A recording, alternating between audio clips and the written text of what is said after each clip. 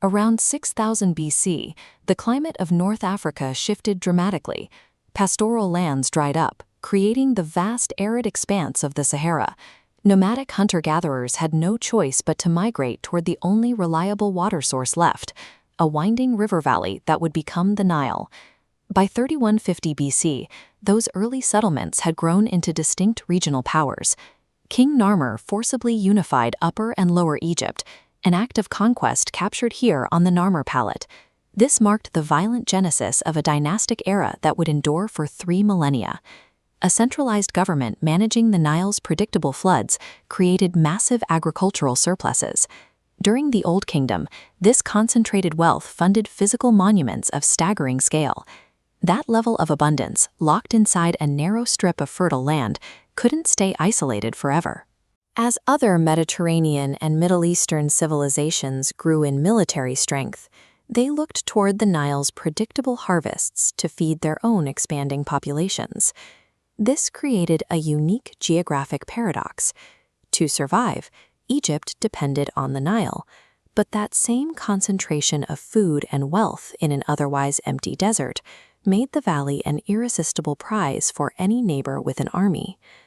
In the 6th century BC, Pharaonic rule collapsed under the weight of the Persian Achaemenid Empire. The Achaemenid Empire was a vast ancient Iranian state that stretched from the Balkans to the Indus Valley.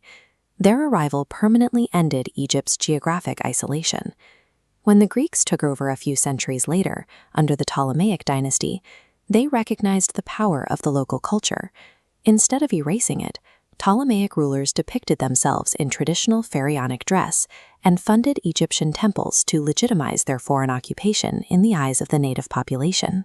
The Romans took a highly pragmatic approach. After conquering Egypt in 30 BC, they stripped the territory of its royal status. Egypt was reorganized into a directly managed province with one primary job: supplying massive amounts of grain needed to feed the city of Rome. Persians, Greeks, and Romans all arrived at the exact same conclusion. The Nile was the engine of the Mediterranean. Whoever controlled its grain harvests held leverage over the entire region. In 641 AD, control shifted from the Byzantine Empire to the expanding Arab Islamic armies. This brought Sunni Islam and the Arabic language to the Nile Valley, initiating a permanent cultural and religious shift that replaced centuries of Coptic Christian dominance. This new Islamic identity held firm even as the rulers changed. Cairo became the seat of the Fatimid Caliphate, fell under the control of the Turco-Circassian Mamluk military caste, and was eventually annexed as a province of the Ottoman Empire in 1517. By the early 19th century, Ottoman control was weakening. Ambitious commander Muhammad Ali seized power and began rapidly modernizing the state. He rebuilt the military and introduced long staple cotton, pivoting Egypt's entire agriculture into a highly lucrative, export-driven monoculture. This modernization push culminated in 1869 with an engineering marvel. Built in partnership with the French, the Suez Canal effectively created a second Nile, instantly shortening the trade route between Europe and Asia by thousands of miles.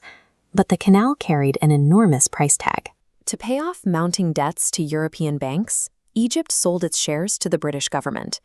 When Egyptian nationalists protested this foreign intrusion in 1882, their agricultural output and their newly built canal to European financial and military interests. Following World War I, the Egyptian public pushed back. Broad grassroots protests, driven by students, workers, and women, forced the British to issue a Declaration of Independence in 1922. However, the British military presence remained heavily entrenched. The definitive breaking point arrived in 1952. A group of military men known as the Free Officers Movement staged a coup, forced the British-backed king to abdicate, and dissolved the monarchy entirely to establish the Egyptian Republic. 4 years later, President Gamal Abdel Nasser took full control of the state's most valuable asset by nationalizing the Suez Canal. This triggered an immediate invasion by Britain, France, and Israel, proving the high physical cost of reclaiming their infrastructure. Nasser's successor, Anwar Sadat, changed the geopolitical calculus again. He expelled Soviet advisors to pivot toward the United States, and in 1973 launched a surprise attack against Israel. The October War was a direct military effort to reclaim the Sinai Peninsula, which Israel had occupied since 1967. The war ended in a military stalemate, but it gave Sadat the political leverage to secure a historic peace treaty with Israel in 1979. Egypt regained the Sinai, but the diplomatic pivot outraged many in the Arab world, ultimately leading to Sadat's assassination during a military parade. In a span of 50 years, Egypt threw off colonial rule, fought multiple wars, and negotiated its own borders, establishing itself as a highly militarized architect of its own destiny. But that highly centralized state faced severe internal pressure. During the 1990s, an extremist insurgency began targeting foreign visitors and government officials. The attacks devastated Egypt's crucial tourism economy and gave the government justification to cement strict authoritarian security policies. Decades of this strict rule, combined with deep economic frustration, finally boiled over on January 25, 2011.